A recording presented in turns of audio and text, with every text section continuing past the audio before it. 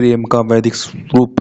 प्रेम वैदिक परंपरा में केवल भावना नहीं, धर्म और त्याग का संयोग है। लोपा त्याग प्लस मुद्रा सौंदर्य बराबर सौंदर्य की वह मुद्रा कोई जो साधारण नारी नहीं, अहंकार वह से स्वयं मुक्त है। विदुषी आत्मज्ञानी और सौंदर्य की मूर्तिमान छवि है।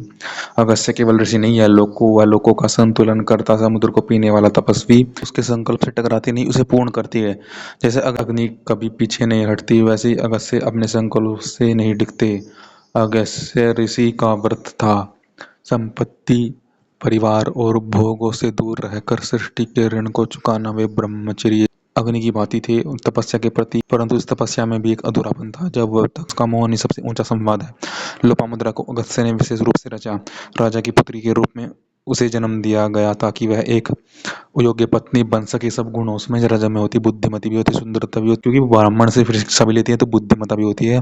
अन्य वर्णों में थोड़ा धनिक का केवल सुंदर, शिक्षित और बुद्धिमान थी, बल्कि धर्म और संयम को समझने वाली नारी थी। जब स्त्री की कोमलता पुरुष की कठोरता से टकराती है तो क्या होता है? अल्लाह तब है, तब उसमें प्रेम को भी स्थान मिले। तब वही तो प्रेम में भी तब करना पड़ा। ऋषि तो कर रही है, तब वह भी तब कर रही है। वह भी प्रेम की वास्तविकता को जान रही, कल्प प्रेम को स्वीकारता है। अगस्त्य को ऐसा समझ में आता है कि स्त्री केवल धर्म पालन की पात्र नहीं, वह धर्म की सहचरी है। वे लोपामुद्रा को प्रेम पूर्वक स्वीकार करते हैं और ऋग्वेद के में संवाद स्वयं की होती है, सत्य की होती है। तो जो व्यक्ति स्वयं की स्थिरता पर अधिक देता है तो सत्य। लोपामुद्रा की रचना और विवाह संतुलन, धर्म की पूर्णता का शुद्ध साहित्य है। एक ऋषि जो संकल्प में स्थित हो और एक स्त्री जो प्रेम और चेतना का प्रतीक हो, उनका मिलना सहज नहीं, दिव्य रचना का परिणाम है। अगस्त्य की तपस्या और दायित्व। अगस्त्य ऋषि जानते थे संसार का केवल ज्ञान और तप से नहीं होगा, संतुलन ज्ञान तप से नहीं होगा, केवल गृहस्थ धर्म, संतति और स्त्री के साथ संयुक्त धर्मचर्य, यह विश्व ऋषि के ऋण का हिस्सा। तो कोई साधारण स्त्री नहीं होनी चाहिए, ऐसी जो सौंदर्य में स्थित हो पर कामना से परे हो, विदुषी हो पर अहम से रहित हो। लोपामुद्रा की रचना। अगस्त्य ने तप से संकल्प किया और राजा विदर्भ के कुल में लोपामुद्रा का जन्म हुआ। वह स्वयं प्रकृति और विद्या की प्रतीक बनी, परंतु वह अगस्त्य की व्रता भी वह मुद्रा जो अहंकार से मुक्त हो। विवाह तप और सौंदर्य का संगम। विवाह हुआ, लेकिन वह प्रेमालाप से नहीं, धर्म के समर्पण से। लोपामुद्रा ने सब कुछ त्याग कर उस पुरुष के साथ जीवन स्वयं स्वीकारा, जो भोग नहीं व्रत था, जो भावुकता नहीं तपस्विता था। वह क्षण जब ऋषि का व्रत स्त्री के प्रेम से मिल जाए, वही गस्त धर्म की पूर्णता है। हम धर्म की दो धाराएं, एक प्रेम से बहती है तो एक संकल्प से मिलकर ही वह जीवन को पवित्र करती है।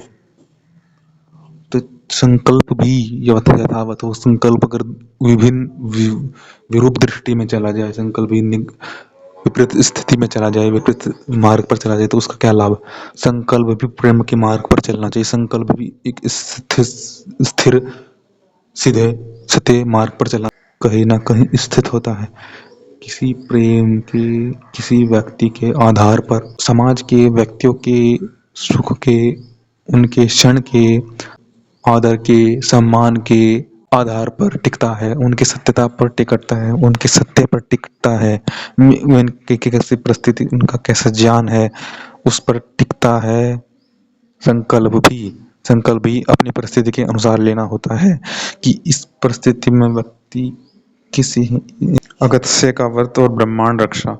जब ऋषि स्वयं ब्रह्मांड का संतुलन बन जाते हैं, जब ब्रह्मांड डगमगाने लगे, तब देव भी असहाय हो जाए, तभी अगर ऋषि उठता है, ना युद्ध करता है, ना चमत्कार, केवल व्रत लेता है और व्रत से बस उत्तम व्यवस्थापक स्थापना करने की प्रयास करता है, श्रेष्ठ आचरण के प्रयास करता है, श्रेष्ठ गुणों को देने का प्रयास करता है, युद्ध को टालने के साथ शास्त्रों का वो नियंत्रण देता है, शास्त्रों को का ज्ञान देता है, और वह व्रत ब्रह्मांड को स्थिर कर देता है। स्थिरता अकारण होती है, उसमें कारण दिया जाए तो स्थिरता आती है।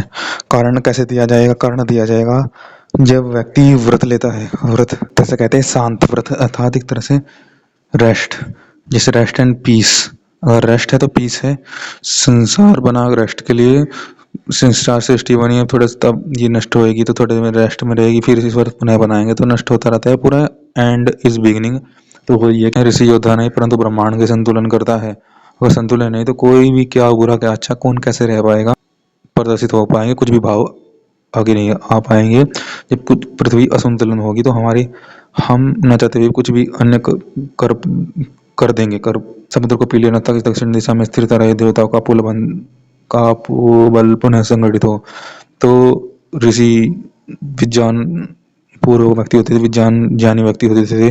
तो संसार का होते थे, समाज का स्थिरता हो, कहीं पर अधिक न हो कि दक्षिण दिशा में भी अधिक जल है, कि कहीं पर भूखमरी या कहीं पर दुख न हो, भौतिक कारण से त्रासदी ना हो, जल इत्यादि का कवन ना हो, कहीं भी सुख न्यूनता तत्व को सुत संतुलन का पर्वत को झुकाना ताकि सूर्य की गति रुके नहीं, कहीं पर आदि पर तो दिन रात का धर्म बना रहे, राक्षसों के बीच धर्म साबित करना। तब से जहाँ से ब्रह्म तेज कैसे करता था, ये सब संभव हो पाता है ब्रह्म तेज से। उनको यह शिक्षा, यह अपनी बढ़ाते थे, इस तेज को आस को फैलाते थे। ब्रह्मांड रक्षा का रूपक अलंकारिक दृष्टि ने अपने भीतर समा लेते हैं। जब कोई इस पर शांति समन, जब भावनाएं अशांति होने लगे ना, तो उसको शांत करते हैं। कि अन्य व्यक्ति कहते हैं कि अन्य व्यक्ति जब अपने दुखों से त्रासदी होने लगे, अपने दुखों से भयभीत होने लगे, तो उनको भी उनकी भावनाओं को शांत करते हुए उनके सुख के लिए अपने अंदर ब्रह्मांड के संतुलन की जिम्मेदारी उठाए। फिर हमें फिर अगस्त्य चाहिए जो अपने मौन ते इस सत्य की रेखा के ऊपर ही खड़े होते हैं, सत्य के ऊपर ही होते हैं। वास्तव में वह स्थिरता हमें हमें ज्ञात नहीं होती, क्योंकि नदस्य माँ रुदत, बांध द्वारा रुकते हुए का, नद का मुझको बांध द्वारा रुकते हुए का योग्य पत्नी को प्राप्त करने की कामना का प्रबल वेग प्राप्त हुआ। इधर मेरे अंदर जो यह वेग आजाद प्रादुर्भाव हुआ अमूर्त, जिससे आज मैंने पत्नी रूप में ग्रहण किया है, उधर से भी प्रभु कृपया जन्य अथवा मेरे संचित पुण्यों के कारण, न जाने किस शुभ कारण से ही कहीं से यही वेग इस मेरी सहधर्मिणी के हृदय में प्रादुर्भूत हुआ। इस शुभ योग का यह फल है कि यह लोपामुद्रा अपने व्यक्तिगत तत्व को मेरे अंदर लुप्त करने वाली और इस स्वाहित प्रेम की गहरी मोहर मेरे हृदय पर लगाने वाली, अथवा मुझे प्रेम की डिबिया में चारों ओर से मूंद लेने वाली यह लोपामुद्रा मुझे सब प्रकार के सुखों करने वाला जान ऋणाती, सब प्रकार से मुझ में डुबकी लगाती है और मेरा सब विध रस पान करती है, परंतु श्वसनतम मेरा दम नहीं घुटता। मैं जानदार बना रहता हूँ, न हाँफता हूँ न दम तोड़ता हूँ, अर्थात इसे तो रसपान का आनंद मिलता है और मुझ में प्रबल श्वास शक्ति, जीवन शक्ति इसकी प्रेरणा द्वारा उत्पन्न होती है। इसलिए मेरी शक्ति समाप्त उस शक्ति का अवलोकन होता है, या उसकी शक्ति का सत्यता का और समझ का ज्ञात होता है। उस शक्ति से समझ लो, उससे परे हो जाओ। अगर शक्ति चाहनी है तो केवल अवलोकन करो, उसमें लिप्त न हो। अपने मर्यादित कर्म को अनुभव करके इस हमारे प्यारे, इस मानसिक हानि निवारक स्वास्थ्य तथा सत्संग के रस को जब हम पीते हैं तो हमारा जो है, तो हम मनुष्य जो हम अति कर्म करते हैं, कर बैठे, मर्यादा से अधिक कर्म कर बैठते हैं, तो हम उस अभयविद औषध भक्ति रस का पान कर, तो फिर हमें वह पुनः ताजा करती है। अगस्त्य इस प्रकार के सच्चे दाम्पत्य का आनंद अगस्त्य से ही ले सकता है। आगेषु पर्वतेषु वदविचलेषु पराक्रमेषु सत्यायते संघातवान भवति इति, अतः जो पराक्रम कामों में दृढ़ होकर पैर जमाए वह अगस्त्य है। जैसे पर्वतारोही कुदाली से खोदकर थोड़ा थोड़ा पैर रखने का स्थान बनाता हो, ऊंचे से ऊंचे अगम्य शिखर तक जहाँ पहुंचता है। इसमें यह है कि उत्तम प्रजा सेवक तथा सहायक, उत्तम अप्रत्यय प्राप्त करने के लिए पराक्रम, पूर्व कर्म करने की प्रबल अकृत पूर्व कर्म करने की प्रबल अभिलाषा दोनों आवश्यक है।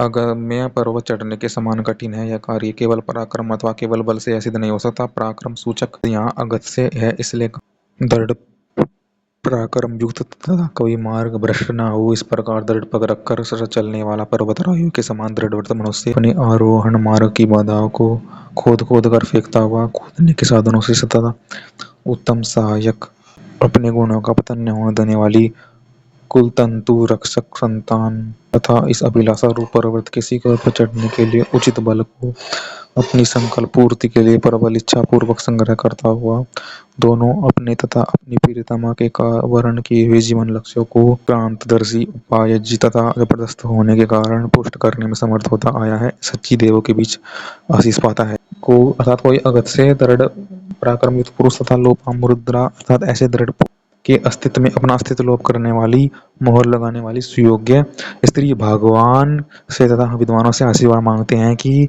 यदागस्त्य कर्मा वयम तत्सुमरणु, हमारा सोमपान हमारे अपराधों को, हमारे भावावेश जन्य मर्यादा व्यक्ति कर्मों को हमारे लिए सुखदायक बना दे, तो यह आशीर्वाद हमारी सच्ची होकर लगती है। तो फिर अपने अपने वह एक गहरी पुकार है आत्मा की, आत्मा को पहचानने की सिरा, यही वही शिव पार्वती का प्रेम। पार्वती को शिव से प्रेम क्यों हुआ? पार्वती ने जब शिव को देखा तो उन्हें कहा, वह पुरुष जो निर्भय है, मौन है, सब कुछ त्याग कर भी संपूर्ण है थे, न किसी से रुष्ट होते थे। वे ध्यान में लीन, प्रकृति से एकाकार, समतीक्षा से बना था। वह तपस्या से पगा हुआ था। वह दृढ़ निश्चय से मजबूत था और सबसे अधिक वह अहंकार रहित ला तप किया। अच्छा प्रेम अधिकार नहीं मांगता, वह प्रणाम करता।